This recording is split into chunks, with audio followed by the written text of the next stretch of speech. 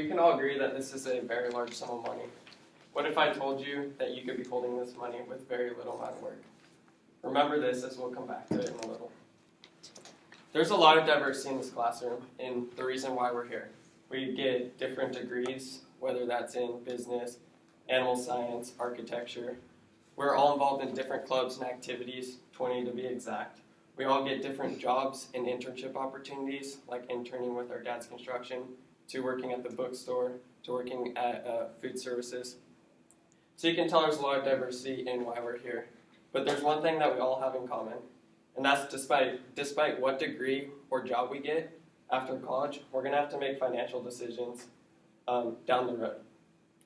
And whether that's saving for a house, to raise a family and kids, to traveling the world and buying exotic cars, the root of that is financial decisions and money. Now, I know most of you might not be interested in this topic, but maybe this stat might change your decision on that. The average amount of student debt right after college with a bachelor's degree is $15,800. I'm just going to let that soak in a little. Over the course of this speech, we're going to look more into financial planning and investing, and more importantly, why we as college students aren't investing, the impact not investing can have on us, and some easy ways to begin investing. So we're going to first begin with why we as college students aren't investing. And there's a lot of misconceptions with that, a lot being, I don't have the money to invest, I don't know what investing is, I still rely on my parents. Investing doesn't impact me, it's more for adults. But in a study conducted by Janet Kopesco, who has a PhD in finance, she found out that since lower level English or lower level schools are not teaching these life skills, that people that get exposure from their parents in turn produce better results on financial literacy tests. So if your parents aren't active in this area, you're lacking on that skill. Another reason why we aren't investing was found out in Joanne Kuntz, his study, who has a PhD and is a financial management specialist. She found out that 45% of us college students are still relying on our parents.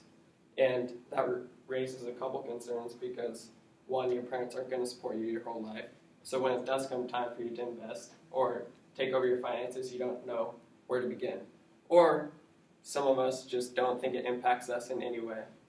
No matter what end of the spectrum you're on, it's important to start thinking of these ideas right away. So let's look at some when and wheres to begin with investing. To get a better understanding of this, I conducted an interview with a professional financial advisor, Rich Rang, who has been in the industry for 20 years and has a PhD in taxation. Really wanted to stress this point to us college students of starting early. He said the sooner you start investing and getting your feet wet in this area, the better you learn these skills and are able to apply them down the road. You start beginning to identify objectives and goals that you want to set, and this in turn produces better results down the line. And in a study done by Christine Harrington, who has a PhD in finance, she found out that students like us are very curious on the topic, they just don't know where to begin. So the way Rich Rang looks at this is he simply just says, do your own research. Big mutual fund companies like Vanguard and Fidelity have great resources online that are easy for us to understand and learn from. He also suggested this book, The Wealthy Barber by David Chilton. It's a great book for learning the basics of investing. So now we're going to look at the impact that not investing in college can have on us down the road. And so we're going to look at this chart. This is from Dave Ramsey, a very well-known figure in the money management world and is a professional in the industry. And the whole idea behind this chart is the idea of compounding interest.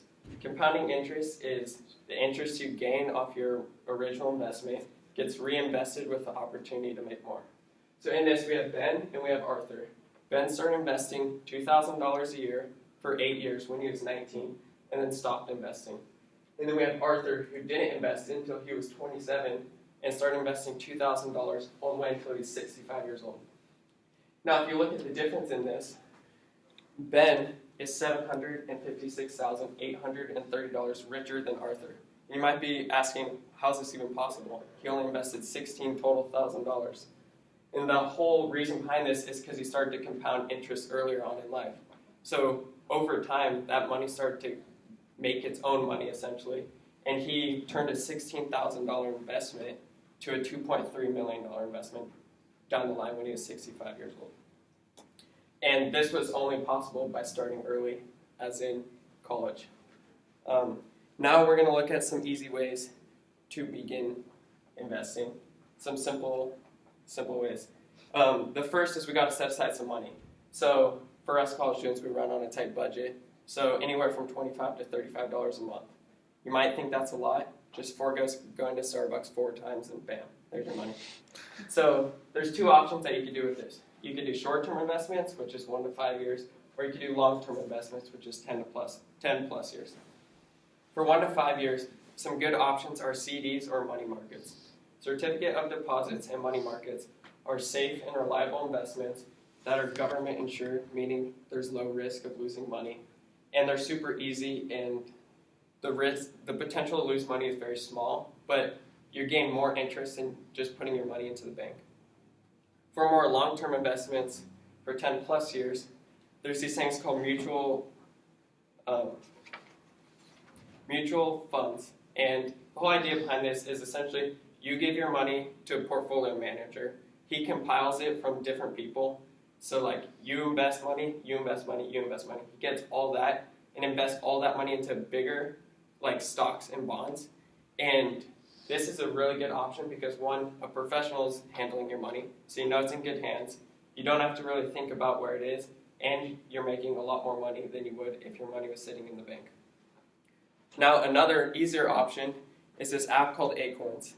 This was my first type of investment. It's an easy type of investment for us college students to get started with. And essentially, it shows your account value, how much you made or lost, the performance, where your money is being placed, and it's a super easy app. And essentially what this app does is it rounds up each purchase. So let's say Spencer goes to the store, buys a sandwich for $9.36. This app rounds up to $10, takes the difference, 64 cents, and then invests that 64 cents. So you link up a credit or debit card, and over time those small little values begin to add up, and then over time you start creating your own portfolio. So this, for me, was my first type of investment. I really enjoy it. I don't see the hit in my bank account because it's a small amount, but over time you start accruing a lot of money in that area.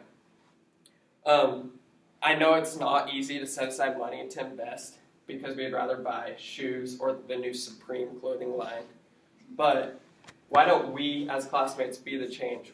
Why don't we take away from the number of 15,800 and make that number smaller? It's not something that's easy to be done, but this is something that we as college students should start thinking of. And maybe, just maybe one day, we'll be those people that are holding the additional $756,830.